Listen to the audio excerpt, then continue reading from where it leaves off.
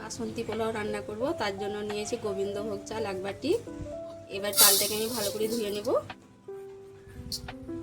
খুব ভালো করে ধুলে একবার ধুয়ে নেব, বেশি ধুলে হবে না। তো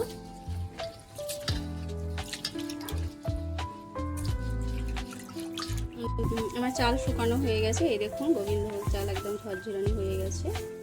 আমি ফ্যানের হাওয়াতে দিয়েছিলাম, অলরেডি আমার চাল শুকিয়ে গেছে। গরম হয়ে গেছে, আমি ঘিটা এবার গরম করে নেব।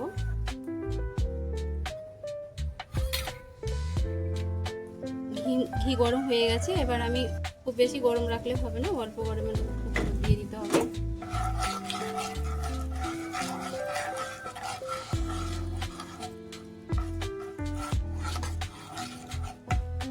এবারে আমি কড়াই থেকে ঘিটাকে ঢেলে থালাতে চালের মধ্যে দিয়ে দেব। এই দেখুন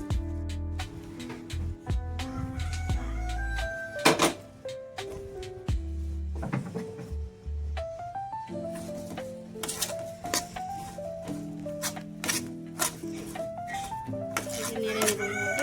আমি কিন্তু একটু বেশি ঘি ইউজ করেছি।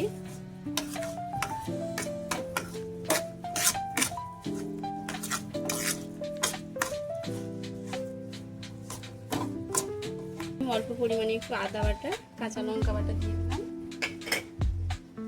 আর একটু গরম মশলা দিয়ে দেব। এটাকে মেখে নেব।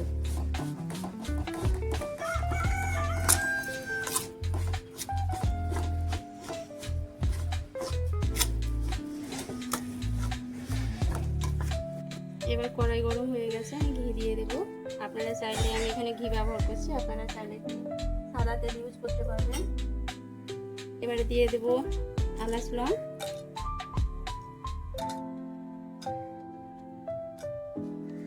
দুটো তেজপাতা,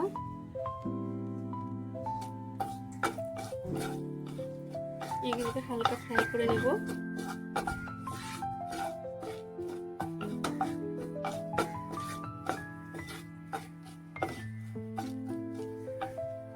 এবারে দিয়ে দেবো আমি কাজু,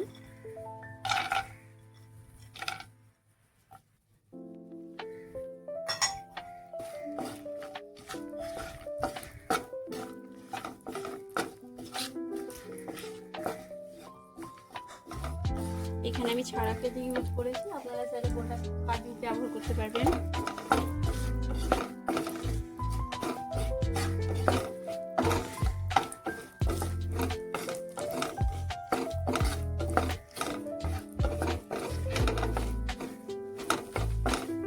আমি কিশমিশ দিয়ে দেবো।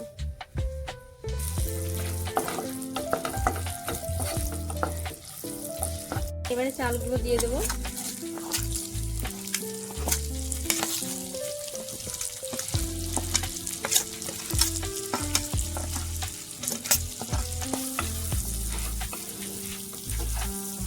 এবারে চালগুলোকে হালকা ফ্রাই করে নেব, আমি কষে নেব।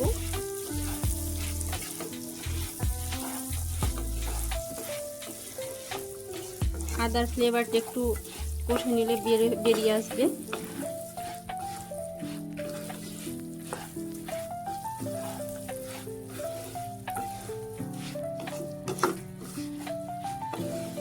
কষানো হয়ে গেছে, এবারে আমি যে বাটি নিয়েছিলাম, বাটিতে চাল নিয়েছিলাম, সেই বাটির পরিমাণে আমি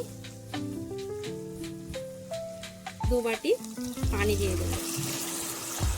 পুরোনো চাল যদি হয় একটু বেশি পানি লাগবে, আর নতুন চালে একটু পানি কম লাগবে। পানি কিন্তু পরিমাণ ঠিকঠাক দিতে হবে, নইলে গলে যাবে চাল।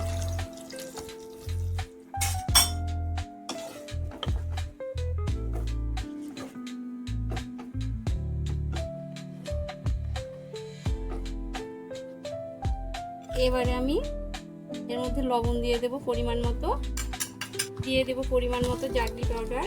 আপনারা এখানে আমি জাগরি ইউজ করছি, চাইলে আপনারা এখানে চিনি ব্যবহার করতে পারবেন।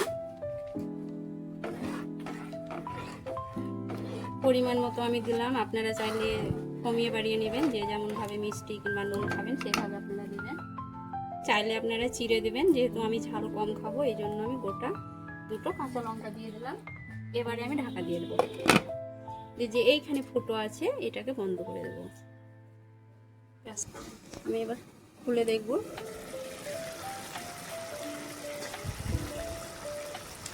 ওয়াও, কি সুন্দর সেন্ট বেরিয়েছে।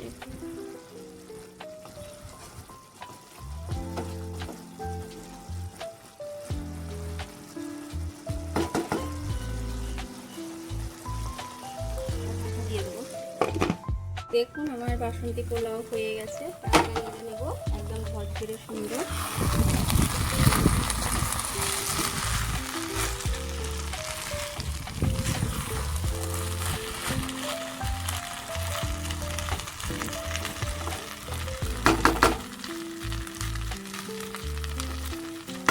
দম দিয়ে রেখে দেবো, সাজিয়ে নেব। প্লিজ আপনারা একবার আমার এই বাসন্তী পোলাও ট্রাই করে দেখবেন। ভালো লাগলে সাবস্ক্রাইব করবেন আর শেয়ার করবেন সবার মধ্যে। আমাকে কমেন্ট করবেন যাতে আপনাদেরকে আমি আরও ভালো ভালো রেসিপি করতে পারি আপনাদের জন্য।